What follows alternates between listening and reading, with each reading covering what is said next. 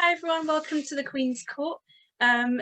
This time we're in collaboration with Orion Sports to bring you this interview with none other than Duke the Dumpster Droce. Thank you for joining us. Thank you very much, mate. Thank you. I appreciate you having me on the show. Thanks a lot. Oh, it's an absolute Thank pleasure. you. I tell you that now. Growing up then, who were your favourite wrestlers? Well, I grew up in Florida. I live in Tennessee now. I grew up in Miami, Florida, and I used to watch championship wrestling from Florida with Gordon Soley.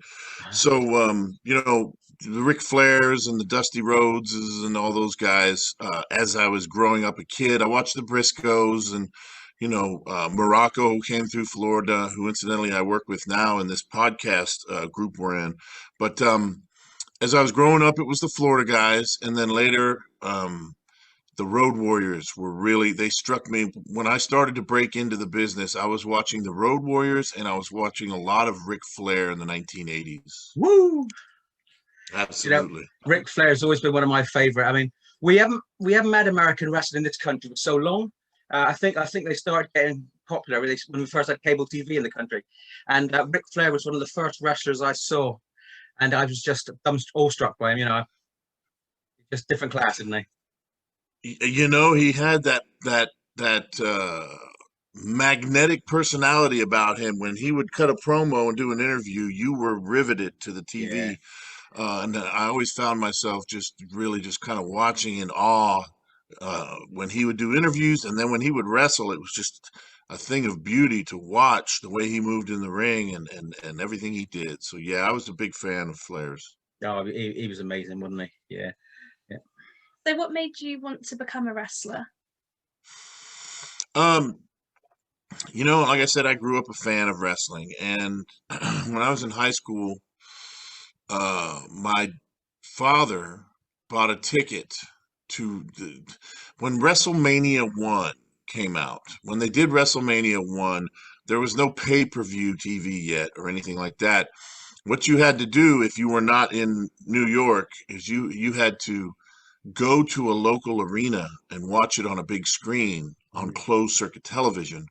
So my dad took me to that. We went and watched WrestleMania at the Miami Beach Convention Center on a big screen. And I just remember Vince was just getting ready to start taking over the whole country and the world as far as wrestling. And they started showing more WWF then down in Florida.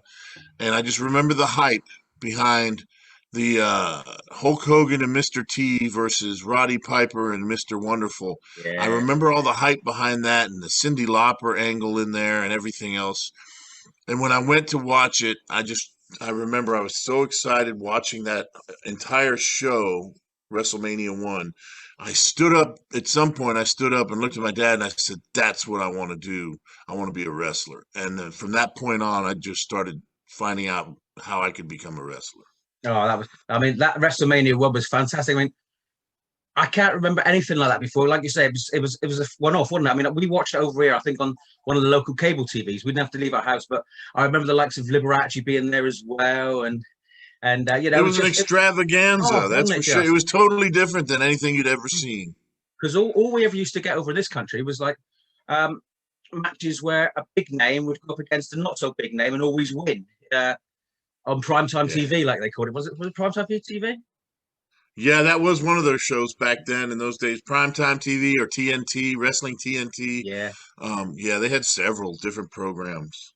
Yeah, but that WrestleMania 1 certainly changed the face of wrestling, didn't it?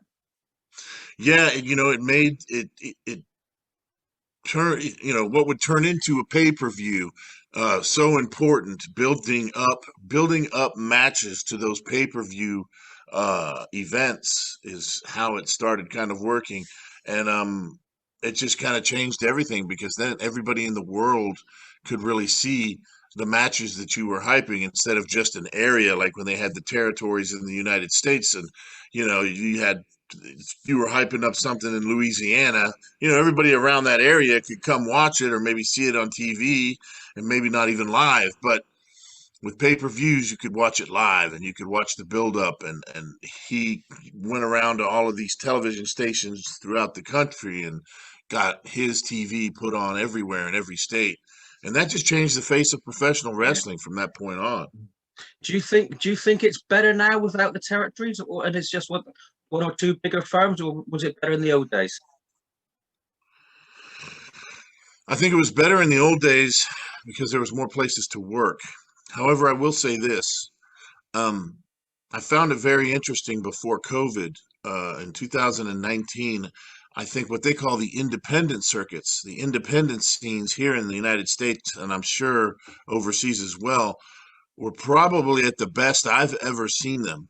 You know, they used to call them outlaw shows, but I think the outlaw shows were becoming, you know, they changed the name to independent, and independent federations were building themselves up to be the size of small territories again. Hmm. So the wrestling business was doing great. And unfortunately, the whole COVID thing changed things, but hopefully that will come back to being the way it was before COVID. And a lot of these independents will build back up and get their, you know, talent rosters back where they were and have up, because I'm telling you, even for an old guy like me who doesn't really even wrestle anymore, there was a lot of opportunities for me to go out and do meet and greets and stuff, which weren't there, you know, 15 years ago.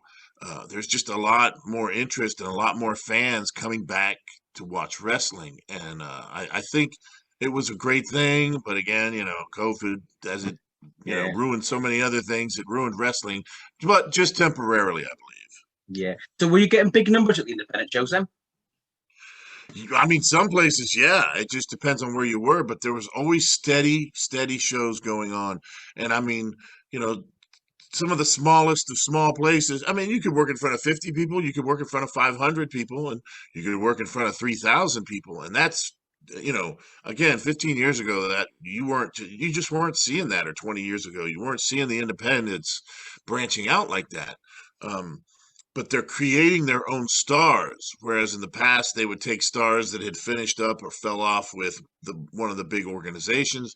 Now these independent federations are building their own talent, and Hmm. it's just an amazing thing to see. So yeah, it's definitely changed quite a bit. So it sounds like it's been mirroring over this side of the pond as well. Yeah. Because our wrestling scene over this side was quite small, and then a few years ago it started building up and up, and we get some really big shows now, independent shows like Progress and Chaos and that sort of thing. But yeah, so it's good that it seems to be mirroring each other, really. Yes, and I think a large part of that comes into play is internet and social media. Mm. The Where social media is now has just changed the face of the way people hype shows and are able to advertise. So a lot of these smaller companies have become bigger companies because they can branch out and show, you know, they can show a wider audience what they're doing.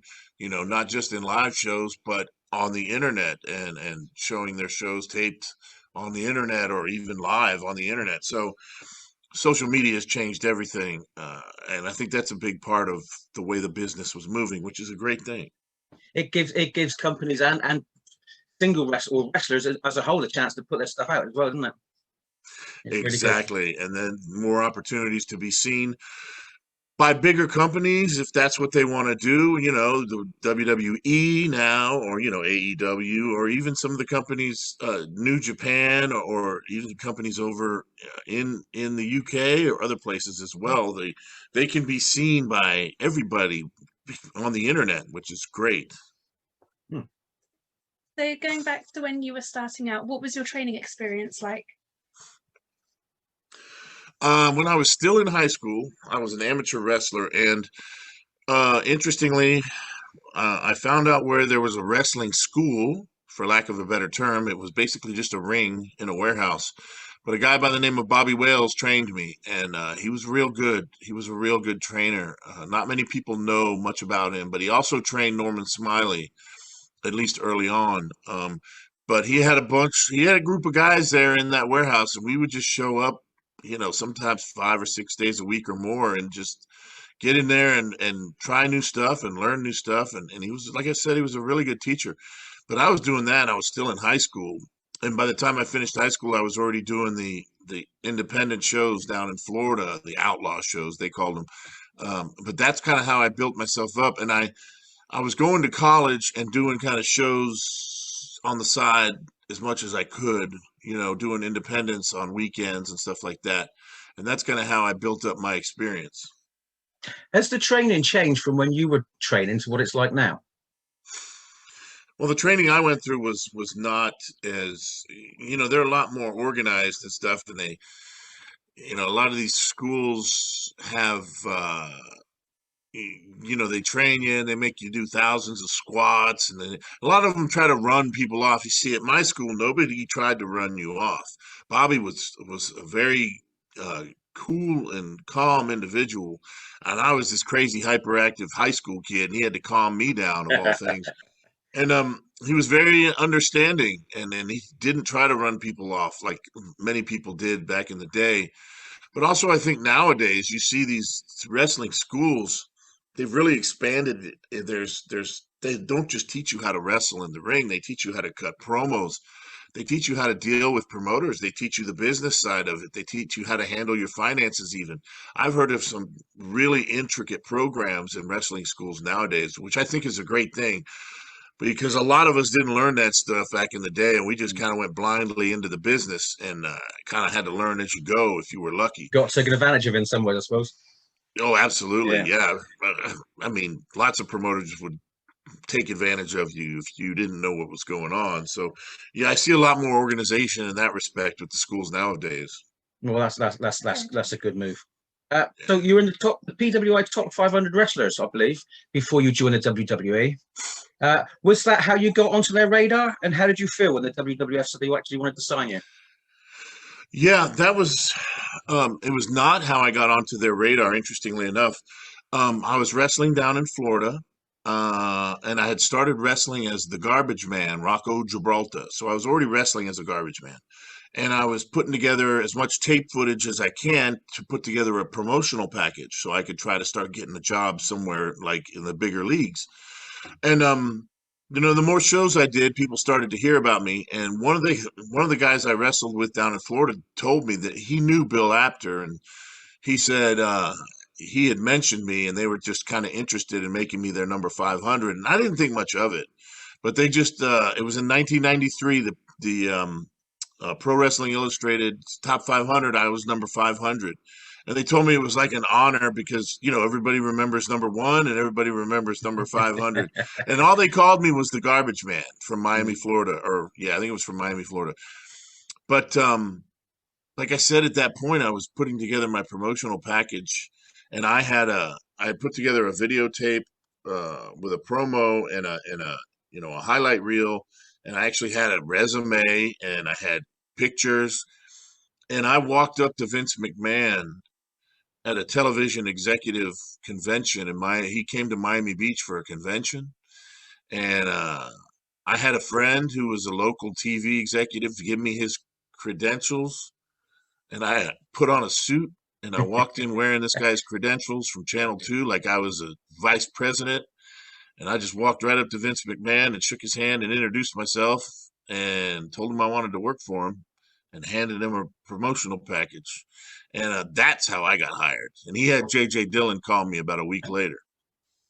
What did he say when you just walked up to him and just handed him the package? He looked me up. He looked at me like this. And because you're a tall guy, aren't you?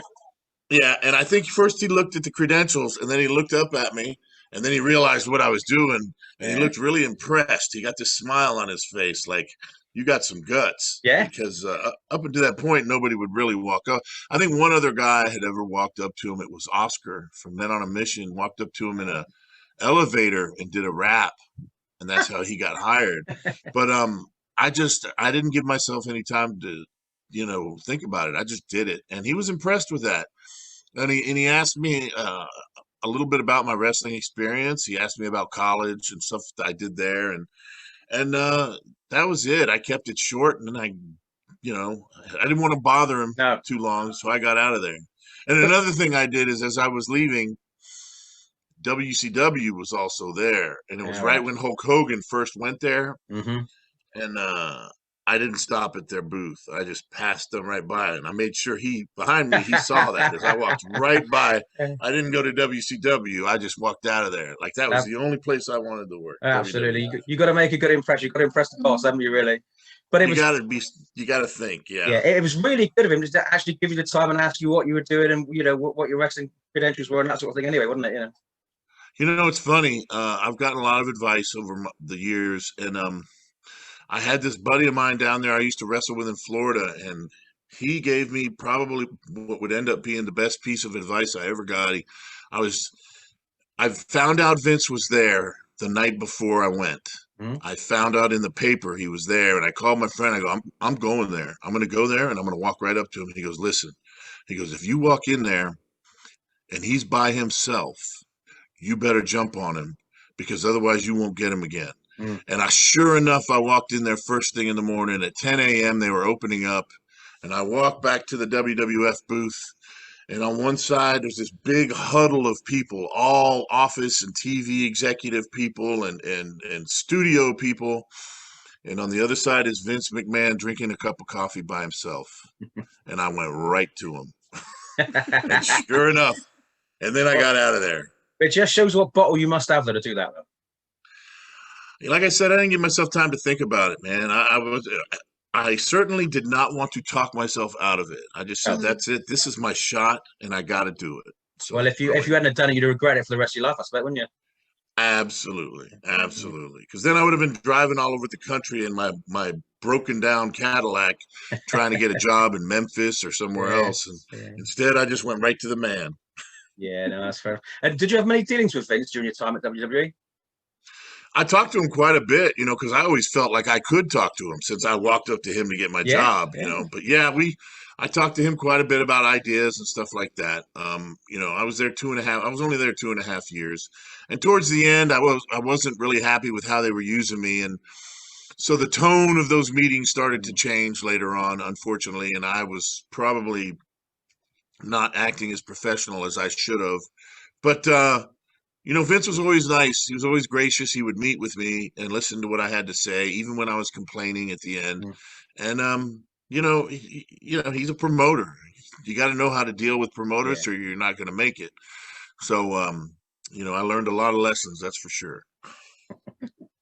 And one of your first big rivalries was with Jerry the King Lawler. That must have been a pretty amazing feeling for you, going against such a well-respected veteran.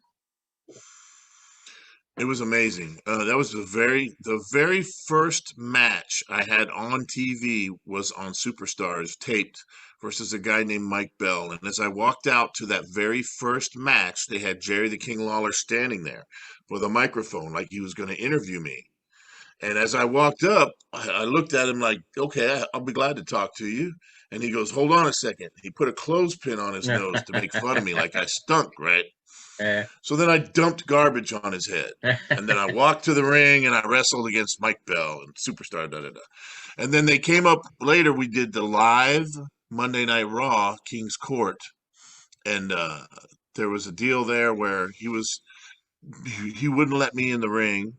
He was mad at me for dumping garbage on him. And he made fun of me. And then I got sick of standing there. He wouldn't let me talk. So I got sick of standing there and I said, I'm leaving.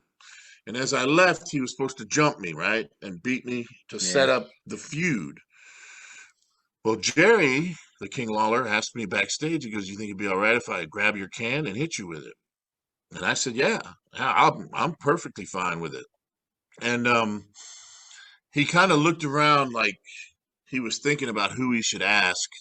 And we decided to ask the agent in charge of the segment, which was Jack Lanza. And we asked Jack Lanza, and he kind of raised his eyebrow at us like this, and he just said, it's live TV. Screw it. Just do it. And we were like, okay. So we went out and we did it. And if you watch it, when he hit me with the garbage can, it's on YouTube still. As soon as he hits me with that garbage can, immediately the camera angle pulls away to a far away angle where they're not showing him hit me anymore because they said it was too dangerous. It was too violent for their TV product at that time because they were geared towards families and kids, and they shouldn't be showing stuff like that. So then, immediately after that, Gorilla Monsoon and Macho Man, who were doing the commentary for live, that at that time came on live and apologized for it. They were like, "We're sorry. You'll never see something like that again. It was violent and out of hand." And then the next week, they made Jerry the King Lawler tape an apology on Superstars, which was completely ridiculous. But they took something that potentially had a lot of really good heat and ended up kind of squashing it from the beginning because they said it was too violent. And we ended up not even doing a pay-per-view match out of it. I mean, it was a decent feud, but it didn't go very much further. I mean, we ended up on Monday Night Raw again. We wrestled, and that was when Doink and Dink the Clown came up to interfere against him, and then he had a feud with Doink the Clown after that. So that was it, but it was just on Monday Night Raw. We didn't get a pay-per-view. So that's how that feud ended. But yeah, that was kind of how it went down. So you were actually Attitude Era before Attitude Era had it started, weren't you? Yeah, everybody says I was one of the early forms of hardcore wrestling. I was like, yeah, I wish they would have let me hit people more. See, down in Florida, I was hitting people left and right with the garbage can, and it got over big time. They loved it. But, yeah, they wouldn't let me do that so much in the World Wrestling Federation at that time.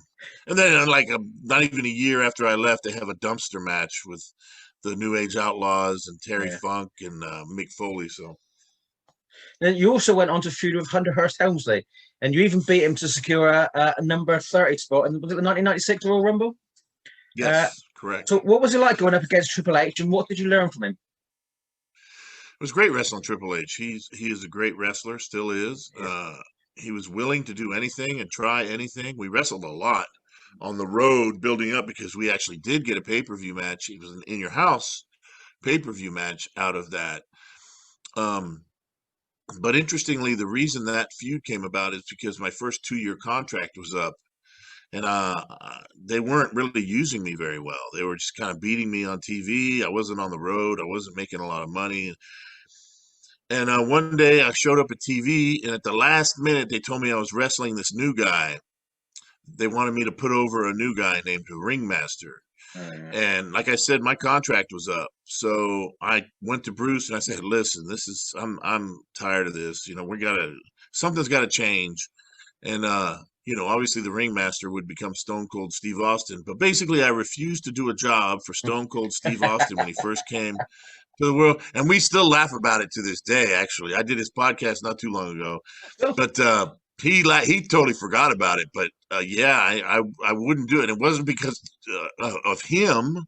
It was because of my position. And I took that moment to take a stand. So anyway, fast forward, they get me to re-sign a 1-year rollover, and they give me the angle with Triple H to kind of pacify me and make me happy. And we did the whole thing where I had him. See, I wanted to turn heel and cut my hair, turn heel, change my appearance. So they asked me if I would let him cut my hair as part of our feud, which I agreed to do, as long as they let me get some kind of revenge, not cut his hair or anything. And I knew I wasn't going to beat him because he was in the clique. But as long as I got some kind of revenge and I didn't look too terrible coming out of it, and then I could go off and turn heel. Well, they didn't do anything to get me revenge, and I didn't turn heel afterwards. And that's when I really started to kind of get disillusioned with the company. And that's when my meetings with Vince McMahon changed to complaining sessions, and I didn't last too much longer after that. But yeah, that's how all of that came about. It's quite a resume with a list of names you've actually wrestled, isn't it? Really, Steve Austin, Triple H. Yeah, there was Jerry a lot Lawler. of the greats were there even then. It was just a really tough time. Nobody was making any money, and there wasn't a lot of fans. It was right before the Attitude Era. I left right before the Attitude Era. So yeah. Yeah. So at the Royal Rumble, you got eliminated and you fell onto Earl Hebner. Was he a good landing cushion for you? That was completely by accident. I was in there. Yeah, I was in there, and I was doing something with Shawn Michaels, and I knew he was going to start number one, and he was going to win. So I decided when it's time to be the one that threw me out. And as we're there, and I'm waiting for whoever had to go out before me, I'm watching over my shoulder because they told you the order of who goes out before you, so you would know when to go. And whoever it was, I can't remember. They went out. And I told Sean, okay, I'm ready to go. And he just picked me up and he backdropped me over the top rope. And I just went like over and kind of flew over the top rope. And as I'm going over, I see Earl Hebner's walking this way and he's not even looking up. He's not even looking at me. And I'm going, no. And I came down, bam, splat right on top of him. And I mean, I landed full force on him. And if you watch the tape of it, he's laying there like he said, Jesus Christ, Duke. And I hope that's okay to say. Yeah, you swear away. He said, Jesus Christ, Duke. And I buried my face in the mat. And I go, I'm so sorry. I'm so sorry. I mean, I landed on him so hard. It was so bad. I felt so bad. So I had to buy him a few beers that night at the bar. I'll bet you that sort of made him feel better, I suspect. You know? Sure. Absolutely. But you've also appeared on the grandest stage of them all at WrestleMania 17 in the Gimmick Battle Royal. That came across as a really fun match for the fans watching. Was it the same for you wrestlers as well? Well, it certainly wasn't taken very seriously by anybody in the ring. Everybody was goofing off. Especially like I remember Nikolai Volkov just screaming at the Sheik at the top of his lungs. He was just screaming. And every time he threw a punch, Nikolai would go, ah! Ah! He would scream really loud. And I was like, why is he screaming like that? I would just look over at him. And I remember Jim Cornette and Bruce Pritchard, his brother Love, they were fighting in the corner for a while. They just sat in the corner because they didn't want to get hurt. And we all just walked around hitting each other, acting goofy until it was time to go out. And then Doink the Clown, of course, clotheslined me out of the ring, and that was the end of it. Yeah. But that was my WrestleMania moment. Yeah. Yeah. Well, it's great that you've had one, though, isn't it? You know, it's amazing. Yeah. I was glad to be there. Going back to the Royal Rumble, so you get told what number you're going to go out. Do you get told who's going to knock you out as well, or? Yes, they say who's going out before you, and then they tell you who's throwing you out. Yeah, so you gotta be well positioned then to be in the right place at the right time. Because then you're looking for the guy. And incidentally, if you watch the Gimmick Battle Royal, I knew Doink was going to put me out, and I told him I wanted to clothesline me over the top rope backwards. So if you see, I reach my arm over the rope right as he's coming because I know he's coming, and I hook the rope, but then he comes to the wrong side, so I got to hook this arm at the same time. And when I do that, if you watch the tape, he clotheslines me over backwards, and my arms get twisted completely, and it just like tore both of my rotator cuffs and my shoulders because he came to the wrong side, and I had to protect myself and hold on for dear life, and it twisted both of my shoulders out. But it is what it is. The joys of professional wrestling, eh? Exactly. Yeah. I mean, that happens a million times. You got to be a certain sort for it, though. You got to be pretty tough. I often tell people that being a professional wrestler is like being in a moderate car accident on a nightly basis. That's a good comparison because it feels every night when you get back to the hotel and the next morning, especially when you wake up, it always feels like you've been in a bit of a car accident. Yeah. So you mentioned you leaving the WWE. Was it heartbreaking to leave, or did you feel that it was the right thing for you to do at that time? I wasn't happy being there, and with the things that during the Triple H feud, I had hurt my back at the Meadowlands Arena.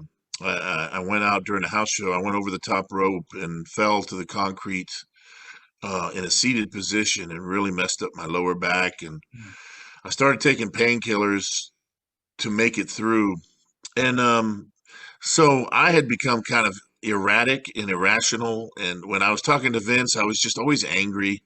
So first he said he was going to send me to Memphis for a while to wrestle and develop as a heel. And pay me $1,000 a week, which, funny enough, that was more than I was making in the WWF at that time. So I was glad. I said, "Yeah, I'll go." And then I told him I needed it in writing, and that was probably the end of Duke the Dumpster, because shortly thereafter, probably at another TV after WrestleMania 12, I think we were in Vancouver. Jerry Briscoe walked up to me and said, "Vince said I could go ahead on home." And it kind of was like a dagger through the heart. I was like, oh, my God, it's over. I was just thinking to myself, oh, my God, it's over. I felt like I was going to cry in the locker room in front of all these grown men, but I just, I didn't show it. I just kept it to myself and called Brett. Brett was home after that. I called Bret Hart, told him, and I told Steve, and me and Steve went back to the hotel that night and got drunk, and I went home, and that was it. So yeah, it was kind of final. It was pretty bad, but I don't know. I needed to go for a while. I needed to leave because I had kind of worked myself into this frenzy and I had all these injuries and I was taking all these pills and all this nonsense, and it had to slow down or at least stop. So I had to get away for a while. I mean, a lot of wrestlers, they do take the old painkillers, don't they? It's well known, isn't it? Really. Back in those days, especially, I mean, they're strict. They're much more strict as a company. They don't let people, just kind of work and be on pills all the time anymore. They hold you accountable if you're taking anything. Back then, it was like a free for all. Austin calls it the Wild West days. It was like the Wild West of we could do whatever. Yeah. Now, granted, we could not do illegal drugs, and we couldn't take steroids because they were drug testing us for real. Remember, this is during the steroid scandal, but you could take any prescription narcotics you want as long as you wrote it down on the drug test form when you took a drug test. You didn't even have to show them a proper prescription for it. You could get it anywhere. But if it was in your system, you better make sure you wrote it down, because if they find something that you didn't write down, then you'd be in trouble. Luna Vachon taught me that trick. That was the loophole. You could get away with taking pain medicine that, maybe you didn't have a prescription for. And so that's kind of how it was. And guys were taking lots of pills and drinking lots of alcohol because they couldn't do other things. And, it got kind of crazy for a while. Because the Undertaker's been causing some debate recently, what he said about wrestlers back in those days and compared to what they're like now. Do you tend to agree with him on that sort of thing? Or? Funny. Somebody just asked me this question on an interview a few days ago, and I thought about it. And there's a lot of truth to what he said. We were just different. We were a different breed, man. There were still a lot of guys that came through the territory system, and guys that paid a lot of hard dues on the road, not making much money at all for a long time. And, Vince didn't have a doctor in the locker room to look after you or any of that stuff. They got chiropractors and everything. Who knows what else? Yoga instructors. I mean, it's a big, publicly traded company now. But back then, we took care of each other. Like Savio Vega was, unofficially, he was the chiropractor. If your back was hurt, he could fix you. He was pretty good. But guys could help each other out like that. Otherwise, we would self-medicate and take pain medicine some or drink at the bar at the night. But definitely it was different. Now guys are brought up into the business and created the way that Vince and them want them, the way that Triple H wants to create them in NXT. They bring a lot of these guys up and train them themselves at the Performance Center. Don't get me wrong, a lot of guys still come from the independents, but it's just a different breed of guys. And Taker's absolutely right. It's just different. Guys now are getting in the professional wrestling business as a stepping stone to hopefully becoming an actor like The Rock someday or something. That's their aspirations. But back then it was just wrestling for the love of the wrestling business, and we had to fight and claw our way to get in there. Now these guys are kind of being brought up, like I said, through the Performance Center and stuff like that. It's just different. It seems like maybe they're more, I don't want to say they're coddled, but it's just different. It's a different breed of guys. Yeah, it's different times, though, isn't it, really? I mean, back in those days, in the 80s and 90s, life was different, wasn't it? Values were different and different. Plus, I think it's, and I was talking to Morocco about this the other day, too. I don't want to say it was an unwritten rule, but back then, if you got hurt, you didn't tell anybody because if you told them, you would be off the road. And if you were off the road, you weren't getting paid. Now they got guaranteed contracts. If you get hurt, you go home for 6 months and you're still getting paid. It wasn't like that in the 90s and in the 80s and the 90s. It wasn't like that at all. So you had to be tough. You had to stay on the road with more serious and severe injuries than guys today. stub their toe or something, they're going home for 6 weeks to make sure they're okay and Yeah, talk to their psychiatrist, maybe. I don't know. But does politics still go on in the wrestling business like you used to amongst the wrestlers? There always will be. Yes, there was politics then. People often say the Clique had a lot of pull then, which is true. You know, Vince listened to Shawn Michaels and those guys quite a bit. But there's always politics going on in the back. Now I think it's just 1,000 times worse because you got all these writers. We didn't have a bunch of writers for people. You know, they didn't script your interviews and they didn't script your matches for you. You would put together your matches and they would tell you for interviews. They would say, go out there and talk about this match on this date versus this guy in this town. And then you would put together the rest and do it on the fly. And which in large part, I think, is how the Attitude Era was born, because they started letting guys be more of themselves in interviews and stuff too. But now everything's scripted. They got teams of writers that write everything. So now everybody's trying to buddy up to the writers, and that's the politics in the back now is you got to get to the best writer to write the stuff for you to get you on TV more, apparently. So it is different. Yeah, I can imagine. You know, a good writer makes a lot of difference, doesn't it, I suppose, really, these days. But no, I must admit, one of the best promos or interviews I ever saw was when Mean Gene Okerman was interviewing the Ultimate Warrior when he was feuding with Papa Shango, and all the blood, all the goo was coming down his face. I remember that. That was a live, that was a live promo in front of the crowd. Yeah, I've never seen nothing like it at the time. I was only young then at the time. It scared me. Well, he had that big hair, so I'm sure they put some kind of But they did all kinds of crazy, weird stuff then. Oh, Mean Gene was a class act, wasn't he, in that respect? Mean Gene was absolutely a class human being, a classy individual. You know, when I went back for the Gimmick Battle Royal at WrestleMania, I met Bobby Heenan and Gene Okerlund, and they were so nice to me, so gracious to me. And you know, I was surprised that they even knew who I was, and they were so nice. And then later, fast forward to 2018, 2019, I started going out and doing conventions and stuff. And I had the opportunity to sit down next to Mean Gene again and talk to him, and he's just such a funny guy. Nice. He was such a nice guy, and he is sorely missed, as is Bobby Heenan. Bobby Heenan was such a nice guy. But yeah, class acts all the way, 100%. Because Gorilla Monsoon and Bobby Heenan, for me, were the best commentary duo going. I would agree with that. Yeah. Amazing. They were definitely up there, that's for sure. And when Bobby Heenan's commentary during the Royal Rumble when Ric Flair went in, was it 92, wasn't it? Yeah, that helped make it, didn't it? That helped make it.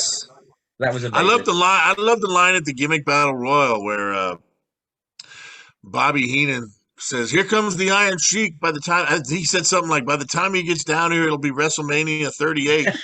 yeah, that was funny. The Sheik won the Gimmick Battle Royal, didn't they? Yeah, because he couldn't go over the top rope because his knees were so bad. So he ended up winning it, but then Sergeant Slaughter came back out and like jumped on him and threw him out of the ring underneath the ropes. But Sheik could not go over the top rope. They feared he would get hurt seriously, so he had to end up winning the Battle Royal. Do you pay much attention to his Twitter account? I see it from time to time. I do. I see some of the stuff. I mean, he's always wanted to make somebody humble, isn't he? Yes, he is, and he's got some very interesting tweets. That's for sure. Yeah. So you're in the WWF for the golden era of wrestling, really, and you're working with the biggest names in the business, like The Undertaker, Owen Hart, and Bret Hart, Triple H, name but a few. Do you keep in touch with any of those guys? Like you just said, you keep in touch with Stone Cold and Bret, but do you keep in touch with many others?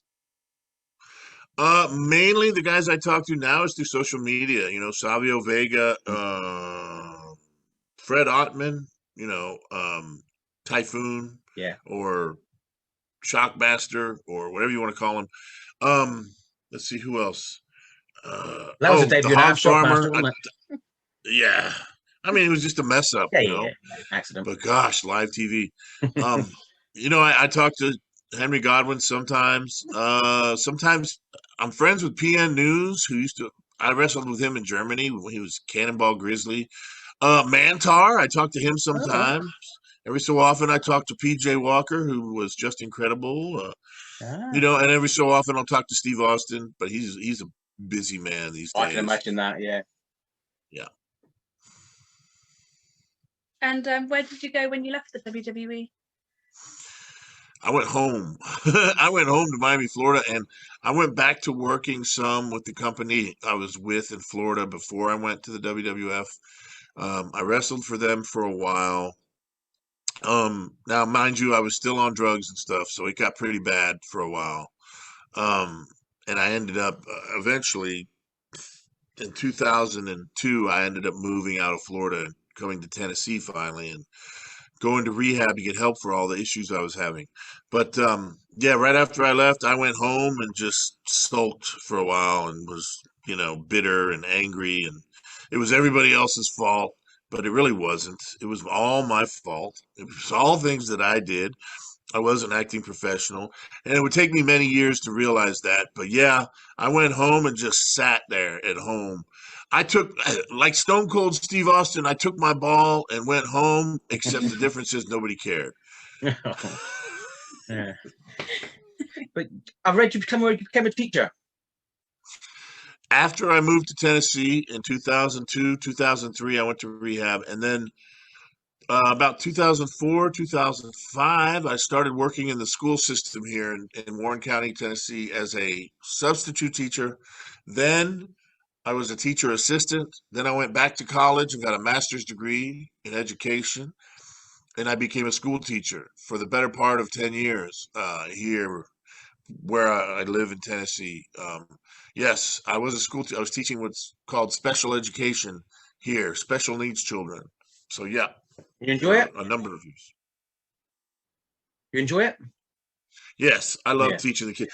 I'll tell you, I loved teaching the children, but there's a lot of government accountability that goes with the paperwork and stuff in that. It's like, there's a lot of legal aspects to it that you got to keep up with. I hated having to do all that. I love to just get in the classroom and teach kids. That's what I was the best at, because being a teacher, in a lot of ways, being a teacher is like being a performer. And you got to get up there and you got to get their attention and you got to teach them. And I was good at that part of it. But I didn't like all the, jumping through the accountability hoops and having all the right paperwork filled out and all this stuff. That was kind of monotonous, but yeah, I did love teaching those kids. Yeah. So what are you up to now? Now, well, I'll tell you what ended up happening. In 2009, I injured my foot and I unfortunately relapsed and started taking the drugs again. And by 2013, things had gotten really bad and sideways again. And I was still teaching. I was holding on for dear life, teaching. And I ended up getting arrested because I was running around with a lot of the wrong people. And I got arrested for selling somebody some pills that were not strong enough for me so that I could buy pills that were strong enough for me.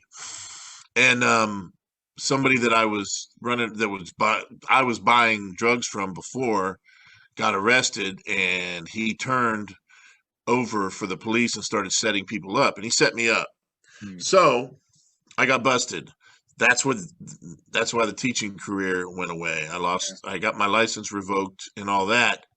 And I went through a drug court program. It's a very strict program as part of my plea deal. And very strict supervision and drug treatment at the same time. But I did very well. I mean, I was done. I was done with drugs. Unfortunately, I had to lose my left foot in the process as part of all that. Remember, I had the foot injury, but I lost my left foot. I lost my teaching career. I lost everything to drugs, and I got arrested, and now I got felonies. But after I graduated the drug court program, I mean, I did so well that they asked me to work for them. So now I am a peer case manager / counselor for the drug court program. I help people now that are going through a lot of the same things that I went through. So you're making a real difference then. I'm really trying. I'm trying it is a miserable existence to be on drugs, to be a drug addict and an alcoholic. And finally coming through it, it took a lot of work, and I'm trying to teach others how to do it to make it just a little bit easier for them, which is where my podcast came from. I do a podcast now called Road to Recovery, and it's based in a lot of recovery from substance abuse and alcohol and other types of recovery. We do this podcast trying to help people, and it's on the internet every week on Friday on Facebook specifically. But yeah, I do a recovery podcast now as well because I really am trying to help people through the process, because it is a dark and lonely place, man, when you are addicted to drugs and alcohol. So I'm trying to help people see the light and get out of that life. So yeah. Well done, though. Yeah. And people can access that through your Facebook page. Yeah, it's all over Facebook now. But Mike Drosy Facebook page. It's called Road to Recovery on Fridays. Here in the United States, it's on at 6 p.m. Eastern time on Fridays, 6 p.m. Eastern, 5 p.m. Central time. And me and Avi Klein, and this guy Avi Klein has basically started this network of podcasts. He's got a bunch of us guys, man, that used to wrestle. He's got me.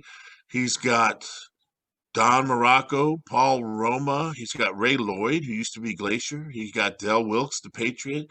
He's got Bill DeMott, who used to be Hugh Morris. And just recently, he got Ken Patera. And Ken Patera starting a new podcast on Mondays as well.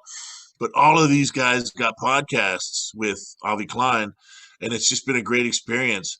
I did the show last night. We had over on Facebook, we had 886 shares and over 800,000 live views. So people are watching, and we're trying to entertain the masses and have fun, but also get a message out there as well.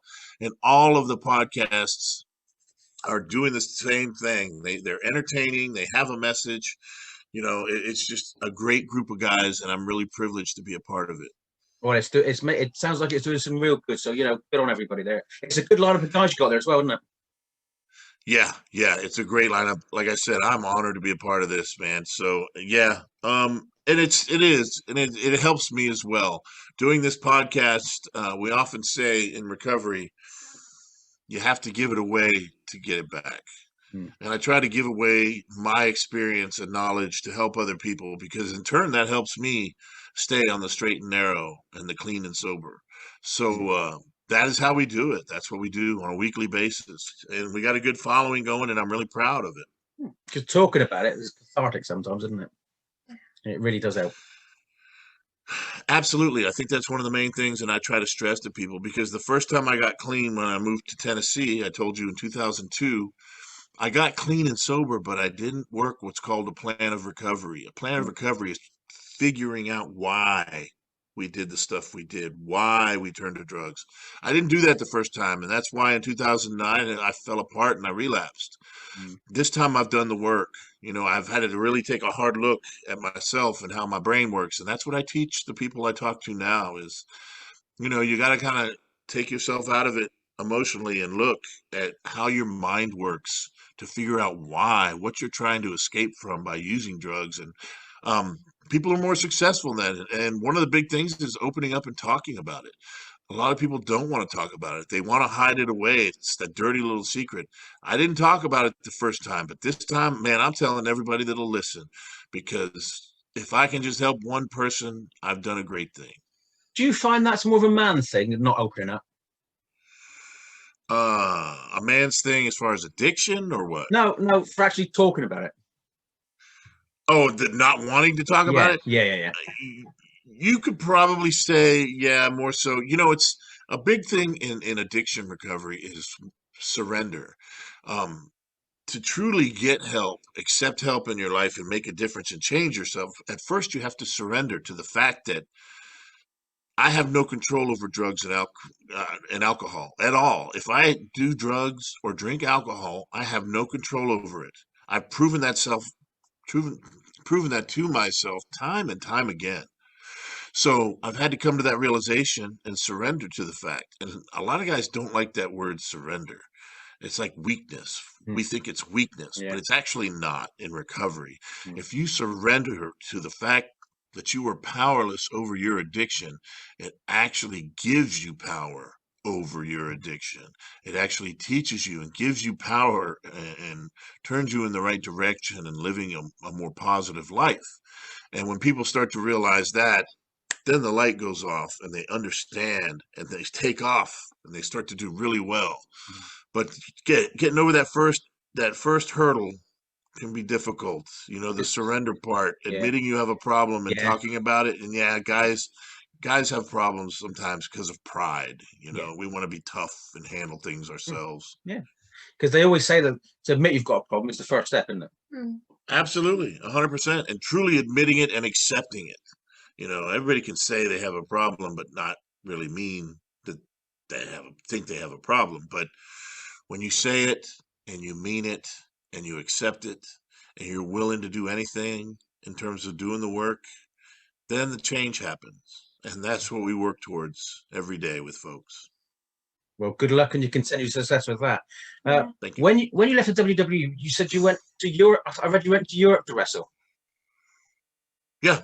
Yeah. I went How to did you work for find that Big Otto. experience? It was great. I worked for Big Otto in Germany and Austria. I went over and lived over there for about 6 months, one season. It was one of the last seasons that Big Otto ran. It was the CWA. A lot of great wrestlers, some guys from the UK. Robbie Brooksides was there. Tony St. Clair was there. A lot of great wrestlers from all over Europe, actually. And I had a blast, man. I got to work with Fit Finley a lot. I got to work with Terry Funk. I got to work with a lot of really good wrestlers and learn a lot about different styles of wrestling. And it was a great experience, so I really enjoyed it. Because Robbie Brookside's something to do with NXT now, and you're NXT UK. I know he works at their performance center. Yeah. He was a great wrestler in his day. Oh yeah, and he's a great teacher too. I can imagine that. Yeah. So, how did you find the European experience different from your American wrestling?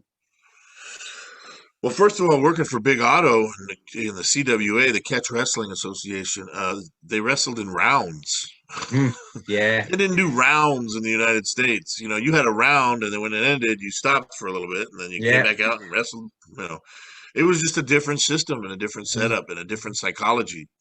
You know, the way that you set up matches and things like that, it was just different. And the styles were different. You know, there wasn't a bunch of high spots with guys doing backflips and diving off the top rope. It was chain wrestling, actual wrestling, amateur style wrestling. You know, you get in the ring with Fit Finley, you're going to learn how to really wrestle really fast, or you're going to be in trouble.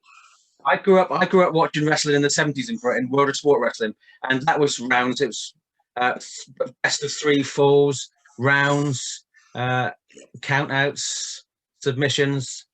And they have cards, like yellow cards and red cards, like in soccer and football. You used to get a warning, like, you know. But you try to explain that now to younger wrestling fans, even the British ones, like this one, and they can't believe it.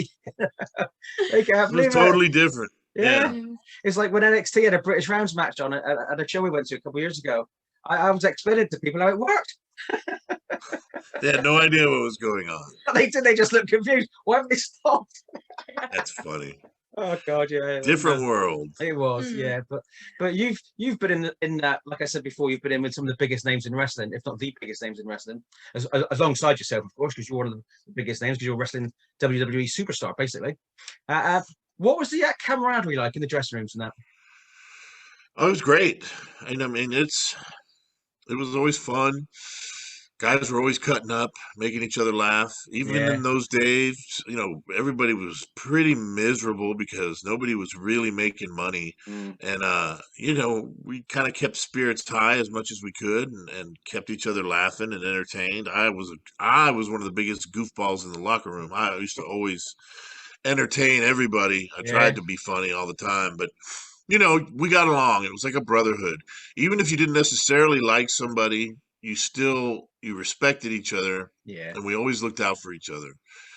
you know, in different types of situations. So that's kind of how it went. You know, we were out there working in the trenches together, and we had to kind of help each other and support each other as much as we could. So, who else apart from you was some of the biggest goofballs and ribbers in the in the backstage area? Well, goofballs. Savio Vega was always funny. Road Dogg, when he came in, he was funny. Everybody was funny. Phineas Godwin, Midian. Yeah. Oh my gosh, he was hilarious. There was a lot of funny guys. Now Ribbers, everybody talks about Davey Boy Smith and Mr. Perfect, and of course, Owen Hart was probably the king of ribbers. Yeah. But with Owen, it was always like, for the most part, it was just harmless, funny ribs. You know, other guys would do more kind of mean-natured things to people, like cut up their clothes or do mean stuff. But Yeah. Owen was just a different kind of guy, a different breed of human being, and he was just really always cutting up and getting laughs out of the guys, especially his own brother Brett. He would do whatever he could to make Brett and Davey Boy laugh because they always tried to seem so serious, and it was always fun to work with Owen or just watch him in action. It was always funny. So, have you any good ribs you could tell us about it? I've often told the story about we were in the Philippines one time, and it was Owen and Yokozuna versus Lex Luger and Davey Boy. They were wrestling together as a tag team, and first off, they did a spot where Davey Boy picked up Owen over his head like this and pressed him and slammed him, boom. And then Lex Luger came in, and they were supposed to do the same thing, and Lex grabbed Owen to press him, and Owen completely deadweighted him. So he couldn't press him, and he fell down, and Owen just kicked him and hit him and threw him. He says, get out.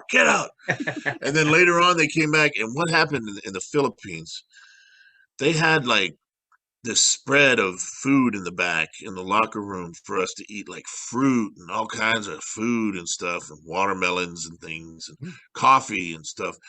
And Owen took a big handful of half-rotten fruit and watermelon with coffee grounds in it.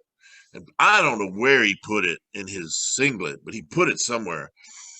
And during the match, he got Lex Luger in a camel clutch, and he pulled this stuff out and he smeared it all over Lex's face. And Lex was so mad. Lex Luger used to just get so angry, and he couldn't do anything about it. He was just, and we were all just kind of looking in the back through the curtains, laughing like a bunch of little kids. And that's kind of how it was, you know. People goofed off like that. But yeah, Owen was one of the top ones. Well, you got to have a laugh while you're working, haven't you, really? You should. You know, some people took themselves way too seriously, but I know I always tried to have fun, and Owen definitely always tried to have fun. Yeah, bless him, because that was a loss, wasn't it, for when Owen died? Oh yeah, big time. I remember I was watching the pay-per-view at home when it happened. It was terrible. Oh. Yeah, I couldn't believe it, to be honest with you. It was sad, really sad. Just a crazy time, a crazy night. It was just weird and they kept on with the show and everything. It was just so weird, and it was just horrible. It was just sad. The world lost a great person that day. Yeah, definitely. Most definitely. I mean, you knew him, so you know you got every right to say that, because you knew him more than most people. Yeah, he was. You know, I always tell people the wrestling business is full of interesting individuals, and there's a lot of people who are how should I put this? Back in the day, there was quite a few wrestlers who partied all the time, did drugs, and if they were married, maybe they cheated on their wives, and you know, they just lived a crazy rock and roll lifestyle. Owen Hart was one of the few guys. He didn't have a drug problem. He wasn't a drunk. He never cheated on his wife, or he never cheated on his family. He was a fine individual, a good person. So, and that was a rarity in the wrestling business in those days. Absolutely. We'll close up in a minute, Duke. It's an absolute pleasure to speak to you. Thank you for taking your time out to speak to us. But have you got any advice for any young wrestlers starting today? the advice I always have for wrestlers is learn from as many different places as you can, and go to as many different countries and learn different styles as you can, and learn how to work on the fly, because everything's so scripted now. Calling a match in the ring is a lost art, and if you can do that, you're more valuable. Also, spend a lot of your time in the learning process by learning the financials of it, learning how to deal with promoters, all right, learning how to cut promos. All of those things are important too, not just bouncing around in the ring and doing a triple somersault and landing on somebody's head or whatever it is people do now. I don't know, but you got to learn all of it inside and out, the wrestling business, especially how to save your money. Be smart, because a lot of people they go, and even now they go into the wrestling business, they don't think of that part. They're just like, oh, I'm going to be rich and famous. Well, not everybody's rich and famous. In fact, it's a very small percentage. So whatever money you ever get an opportunity to make, be sure you save it and put it away, and learn what the best way to protect yourself financially later on. Like what you were saying earlier about the wrestlers these days are being trained more in some promotions like WWE too, with their money and that, Yeah, it's such an important thing, and I was so glad to see it, because a lot more, you're seeing it in these training facilities and different schools, but they're adding it as part of the training process, and that's important for sure. Well, it's been an absolute pleasure, Duke, if I may say so. And you take care of yourself and keep doing what you do, because you're an absolute amazing person. Well, thank you very much. I really appreciate it. I appreciate the opportunity to come on your show. And again, thank you for having me. It's an absolute pleasure. Thank you very much. You take care.